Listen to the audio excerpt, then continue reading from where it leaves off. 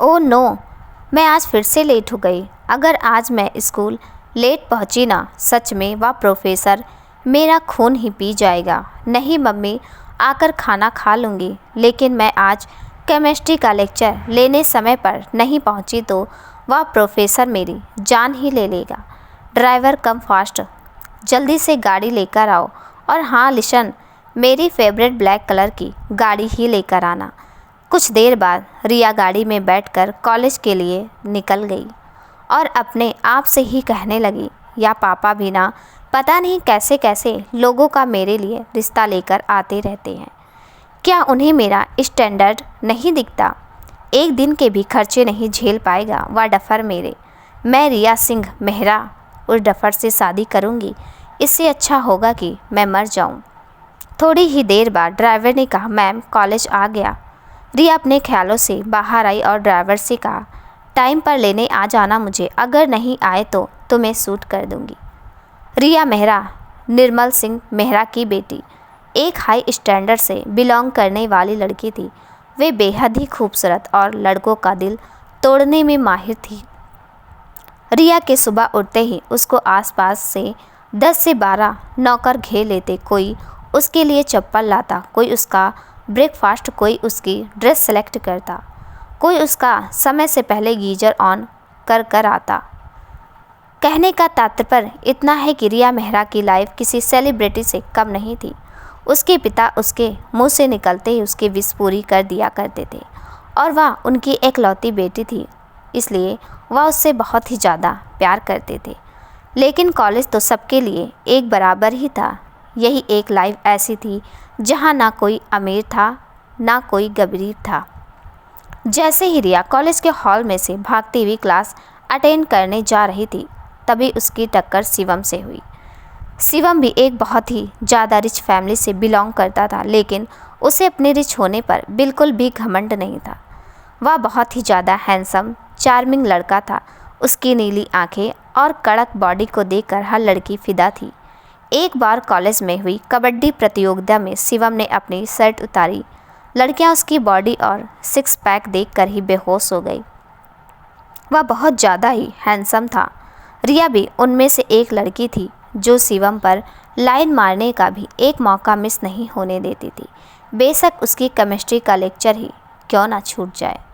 रिया, क्या हुआ naughty boy, किसी को ढूंढ रहे हो? मैं हूं ना यहाँ, फिर किसी को ढूंढने की क्या ज़रूरत? शिवम ने बड़बड़ाते हुए कहा। मेरा तो बैड लक भी ख़राब है। जो कॉलेज में इससे मुलाकात हुई तभी शिवम ने कहा, तुमने पलक को देखा? पलक का नाम सुनते रिया का खून खोल उठा। रिया ने कहा, क्या है ऐसा उस पलक में जो मुझ में नहीं है? हर वक्त पलक पलक पलक, और जब कि पलक तुम्हें मुड़कर भी नहीं देखती। पूरे कॉलेज में सिर्फ एक पलक ही ऐसी लड़की थी जो शिवम पर फिदा नहीं थी। वह कभी भी शिवम के आगे पीछे नहीं घूमती थी और ना उसे प्यार वार में कोई दिलचस्पी थी। वह सिर्फ अपनी पढ़ाई पर ही ध्यान देती थी और हर बार के सेमेस्टर में फर्स्ट पोजीशन लाती थी। पलक कॉलेज में हमेशा अपनी किताबों में ही व्यस्त रहती थी, इसलिए उसका फ्रेंड सर्कल बहुत ही छोटा था। छोटा भी बहुत बड़ा शब्द हो जाएगा। पलक की फ्रेंड्स को अकाउंट करने के लिए पूरे कॉलेज में पलक की सिर्फ एक ही दोस्त थी। अपनी थोड़ी भड़ास शिवम पर निकालने के बाद रिया क्लास अटेंड करने के लिए चली गई, लेकिन उसे शिवम से लड़ने में वक्त का पता ही नहीं चला और वह केमिस्ट्री के लेक्चर के लिए लेट हो गई। रिया के वहाँ से जाने के बाद शिवम ने एक राहत की सांस ली और कहा, बला टली, और उसने फिर से पलक को ढूंढना शुरू कर दिया। लेकिन वह कहाँ जानता था कि उसकी हर कोशिश आज असफल ही होने वाली है, क्योंकि आज पलक कॉलेज ही नहीं आई। कुछ ही दूरी पर पलक की बेस्ट फ्रेंड अनन्या खड़ी थी। शिवम ने अनन्या से पूछा कि आज तुम्हारी बेस्ट फ्रेंड दिखाई नहीं दे रही। अनन्या ने भी यही जवाब दिया कि मैं भी उसे सुबह से ढूंढ रही हूँ, लेकिन वह कॉलेज में कहीं दिखाई नहीं दे रही। आज पहला दिन है कि पलक ने कॉलेज की छुट्टी ली हो, वरना आज तक कभी भी पलक ने बीमारी की हालत में भी कॉलेज की छुट्टी नहीं ली थी और वह अनन्या का फ़ोन भी नहीं उठा रही है। पलक एक मिडिल क्लास फैमिली से बिलोंग करती थी।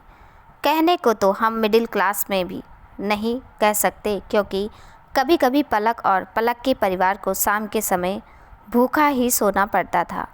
उनके घर में गरीबी बहुत ज़्यादा थी। पलक सिलाई बुनाई कढ़ाई का काम करके अपनी कॉलेज की फ़ीस भरती थी। उसकी छोटी बहन पूजा जो बच्चों को ट्यूशन पढ़ा कर घर का खर्च निकालती थी। पलक के जन्म के बाद ही पलक के पिता की मौत हो गई थी। बेशक पलक को भूखा ही सोना पड़े, बेशक उसे रात को जागकर सिलाई बुनाई का काम सारी रात ही क्यों ना करना हो, वह कभी भी किसी के सामने हाथ नहीं फैलाती थी। कुछ देर बाद कॉलेज का मेन गेट भी बंद हो गया। अब शिवम और अनन्या को विश्वास हो गया था कि पलक आज कॉलेज नहीं आने वाली। पर क्यों? रिया शिवम से लड़ने में और शिवम पलक को ढूंढने में और अनन्या का सबसे जा कर पूछना कि किसी ने पलक को देखा। इस सब में तीनों ही केमिस्ट्री का लेक्चर लेने के लिए लेट हो गए। अब जब तीनों लेट ही हो गए थे तो तीनों को प्रोफेसर की डांट पड़नी पक्की थी। प्रोफेसर ब्लैक बोर्ड की तरफ मुड़कर कुछ पढ़ा रहे थे। तभी तीनों ने मिलकर बिना प्रोफेसर की इजाज़त के क्लास में घुसने की कोशिश की। वह तीनों कुछ हद तक कामयाब भी हो गए थे, लेकिन तभी उन्हें प्रोफेसर ने देख लिया और बड़े ही मजाकिया अंदाज में कहा, धप्पा। जैसे ही तीनों ने प्रोफेसर की आवाज़ सुनी, तीनों की जान गले में ही अटक गई। उन्हें पता था कि प्रोफेसर जब जब मजाक के मूड में होते हैं, जब जब वे और भी ज़्यादा खतरनाक पनिशमेंट देते हैं।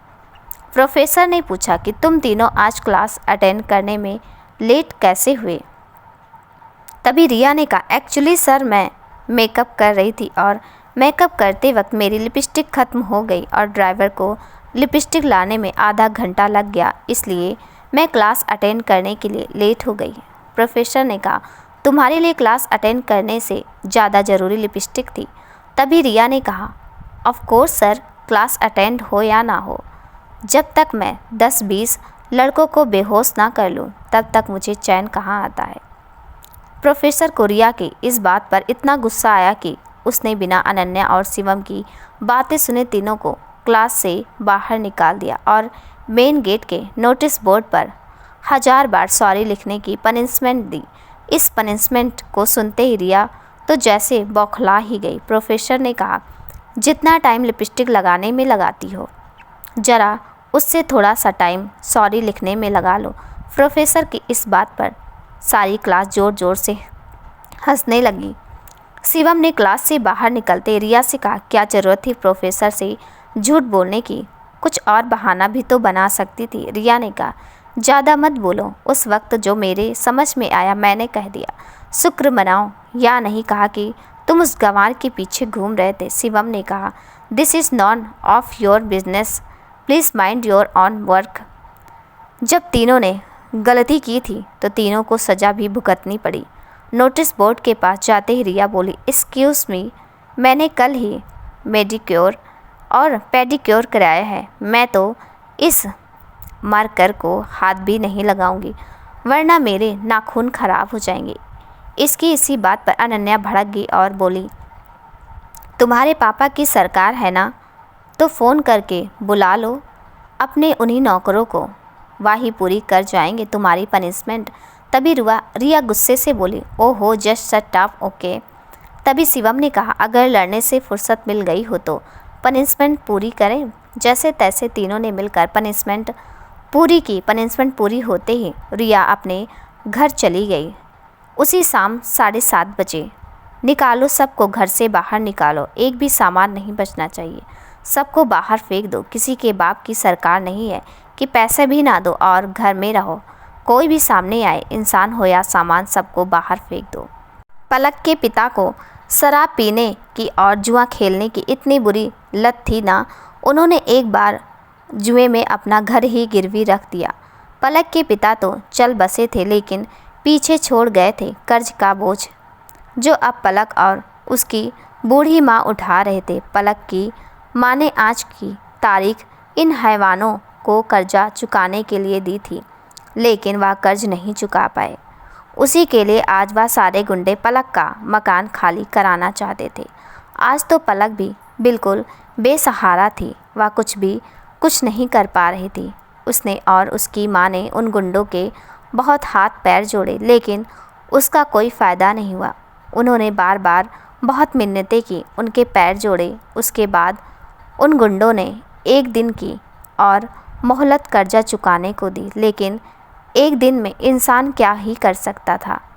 फिर भी उन्होंने सोचा कि कहीं ना कहीं से वह पैसे उधार लेकर इनसे अपना घर छुड़ा लेंगे। रात के लगभग 8 बज चुके थे। पलक ने अपने रिश्तेदारों और अपने जानने वालों से पैसों की मदद मांगी, लेकिन कहते हैं ना, तंगी में आटा गीला। वही हुआ पलक की माँ के साथ। उन बेचारियों का कोई भी सहारा ना हुआ। अब सिर्फ पलक की माँ को यही चिंता सताई जा रही थी कि अगर उन्होंने कल तक पैसे का इंतजाम नहीं किया तो उनके हाथ से घर चला जाएगा। तभी वहाँ अमर सिंह चोपड़ा आता है और पलक से कहता है, मैं करूँगा तुम्हारी मदद, मैं तुम्हारे घर को बचा लूँगा, मैं तुम्हारे घर को तुम्हारे हाथों से कहीं नहीं जाने दूँगा, तुम अपने ही घर में सुरक्षित रह पाओगी। पलक की और अमर की जानी दुश्मन वाली दुश्मनी थी, लेकिन आज पलक को पैसों की सख्त ज़रूरत थी, इसलिए वह अमर की मदद लेने के लिए तैयार हो गई। पलक बहुत अच्छी तरीके से जानती थी कि अमर ऐसे ही किसी की मदद नहीं करता, वे उसे हमेशा उस मदद के बदले कुछ ना कुछ चाहिए ज़रूर होता है।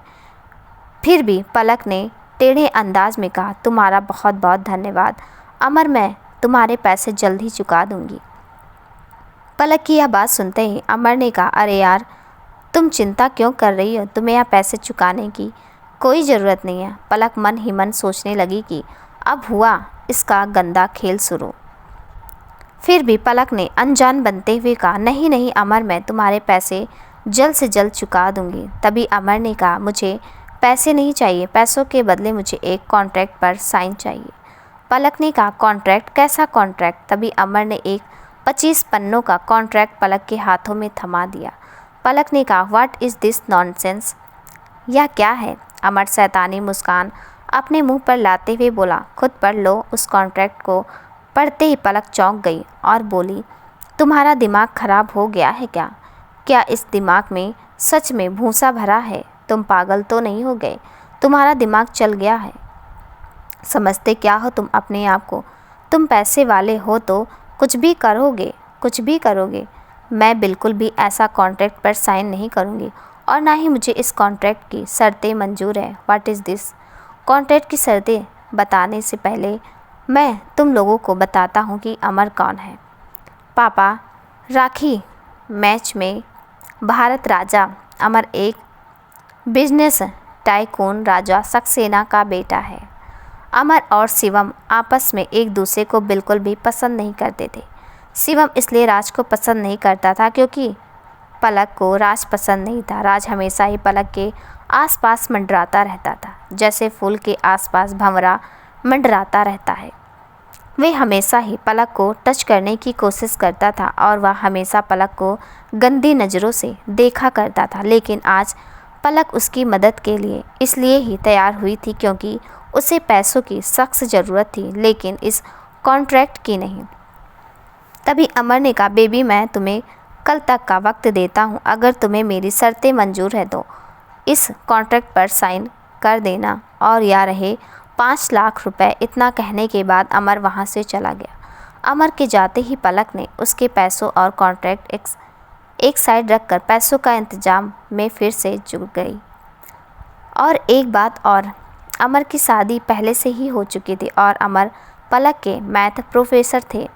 उनकी उम्र लगभग 27 साल होगी और पलक की उम्र लगभग 21 साल। पलक को यह सोच कर बहुत घिन आ रही थी कि गुरु अपने शिष्य के बारे में ऐसा सोच भी कैसे सकता है। कॉन्ट्रैक्ट की शर्तें।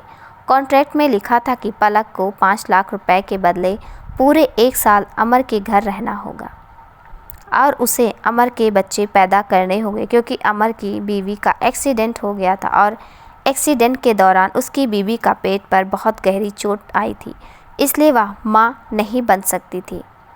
उसे सेरोगेसी के द्वारा अमर के ख़ानदान का वारिस पैदा करना था और कॉन्ट्रैक्ट में यह भी लिखा था कि अगर पहली बार में ही लड़का नहीं हुआ तो कॉन्ट्रैक्ट की अवधि बढ़ जाएगी।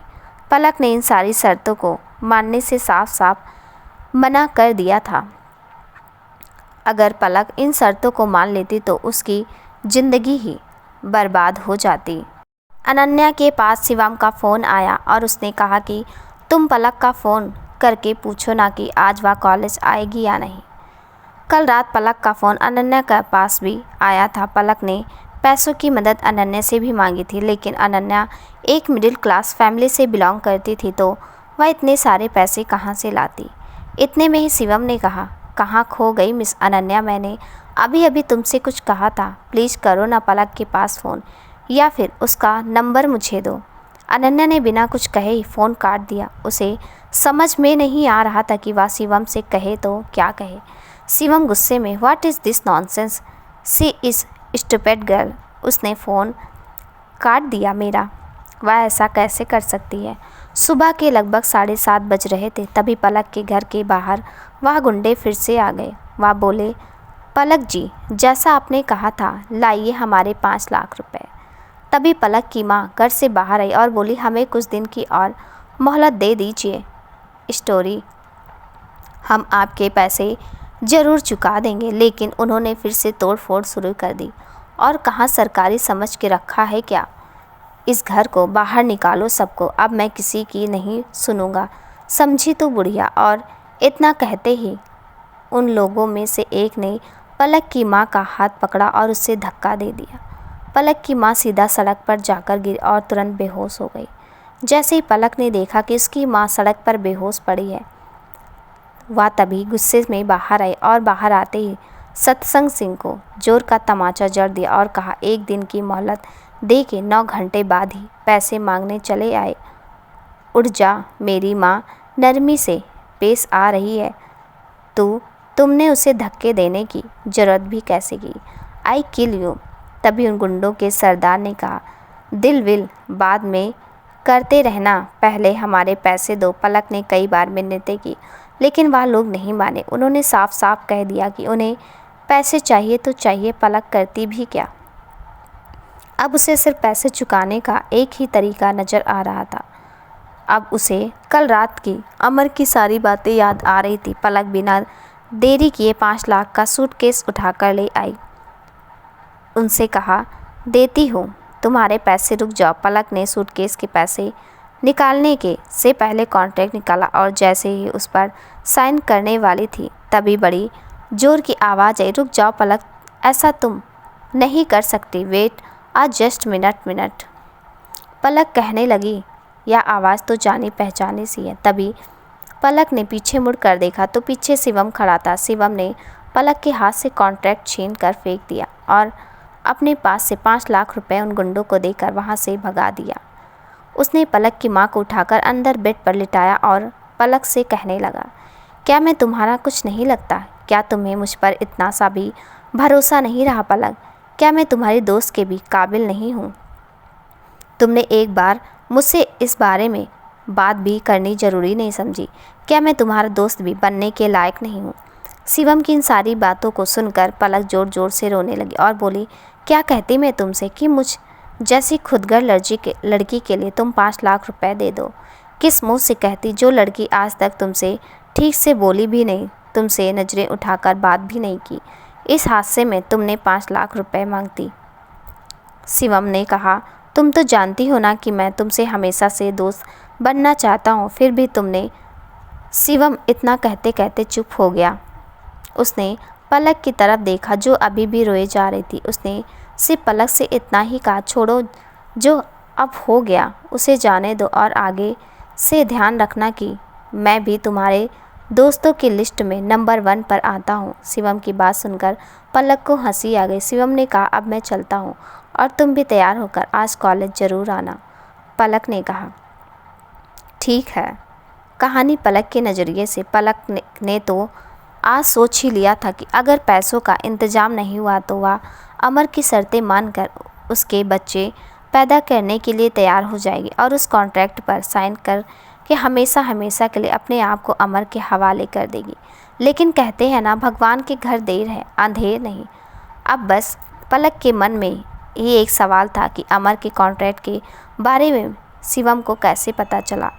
कहानी शिवम के नज़रिए से अनन्या का फ़ोन करते ही मैंने अनन्या पर कई बार कॉल किया, लेकिन उसने एक बार भी फ़ोन नहीं उठाया। मैं तभी समझ गया कि हो ना हो कुछ गड़बड़ ज़रूर है। मैं तभी अनन्या के घर पर पहुंच गया और मैंने अनन्या के से सारी बातें जानी कि आखिरकार बात क्या है। मेरे बहुत देर तक कड़ी मशक्क़त करने के बाद अनन्या ने बताया कि माजरा क्या है। अनन्या के मुंह से यह सारी बातें सुनकर मैं तो हक्का बक्का ही रह गया कि पलक कहीं इतना बड़ा कदम ना उठा ले, इसलिए वह पैसे लेकर तुरंत पलक के घर के लिए निकल गया। मुझे रास्ते में ऐसे ऐसे ख्याल आ रहे थे कि कहीं पलक ने उस कॉन्ट्रैक्ट पर साइन न कर दिया, कहीं अमर ने उसे दोबारा से फोर्स नहीं किया। लेकिन एट लास्ट मैं सही वक्त पर पहुंच गया हूं। अब आप लोगों को पता तो चल गया होगा कि पलक की इस हालत के बारे में कैसे पता चला। चलो तो अब प्रेजेंट में चलते हैं। प्रेजेंट लगभग 1 घंटे बाद पलक, अनन्या, शिवम, रिया कॉलेज पहुंच गए। कॉलेज के वाटर कूलर के पास खड़े हुए शिवम और पलक, अनन्या खड़े तीनों हंस हंस कर बातें कर रहे थे। इस नज़ारे को देखकर रिया की तो आत्मा ही जल गई और रिया मन ही मन कहने लगी, oh my god, how it is possible. वो time see, it is possible now. Riya उनके पास गई और कहने लगी, ओ बहन जी, एक दिन कॉलेज नहीं आकर ऐसा कौन सा अमृत पीकर आई हो जो लड़कों के साथ फ्लर्ट कर रही हो। एक ही दिन में इस तरह से शिवम ने से हंस हंस कर बतलाए रही हो जैसे तुम्हारा बॉयफ्रेंड हो। रिया की इस बात पर रिएक्ट करते हुए शिवम ने कहा, जस्ट शट अप, जब भी बोलती हो जहर ही उगलती हो। तभी अनन्या ने हंसते हुए कहा, और चुड़ैल का काम ही क्या होता है। रिया इतनी बात सुनते ही आग बबूला हो गई और बोली, व्हाट यू से चुड़ैल। रिया, चुड़ैल होगी तू, तेरे खानदान आई बड़ी मुझे चुड़ैल कहने वाली।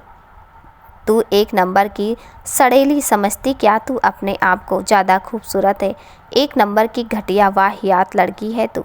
एक भी लड़का तुझे देखकर प्रपोज नहीं करता तुझे, और मुझे देख पूरे कॉलेज के लड़के लट्टू हुए फिरते हैं मुझ पर।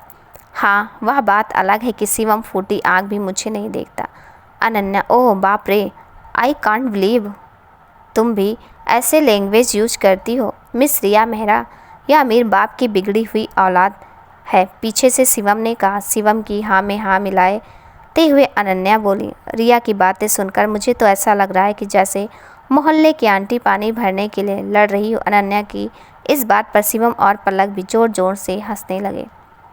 जब रिया ने देखा कि चारों तरफ से उसी की बेइज्जती हो रही है तो वह वहाँ से सिर्फ इतना ही कहकर निकल गई, यू अनन्या, देख लूँगी, सबको देख लूँगी। शिवम और पलक तुम्हें तो छोड़ूंगी नहीं, कच्चा चबा जाऊंगी। तभी अनन्या बोली, शिवम और पलक, बचकर रहना, चुड़ैलों का यही काम होता है। इस बात को सुनकर पलक पेट पकड़कर हंसने लगे। रिया के वहाँ से जाते ही अमर प्रोफेसर प्रकट हो गया और बड़े ही रूड लहजे में कहा, miss Palak Singhania, come to my office. आशा करती हूँ दोस्तों, जिस तरह आपने मेरी हर कहानी को प्यार दिया है उतना ही प्यार मेरी इस कहानी को भी देंगे। कहानी कैसे लगी कमेंट में ज़रूर बताइएगा। कहानी का अगला भाग देखने के लिए प्लीज़ चैनल को सब्सक्राइब कर दीजिएगा। तब तक के लिए नमस्कार।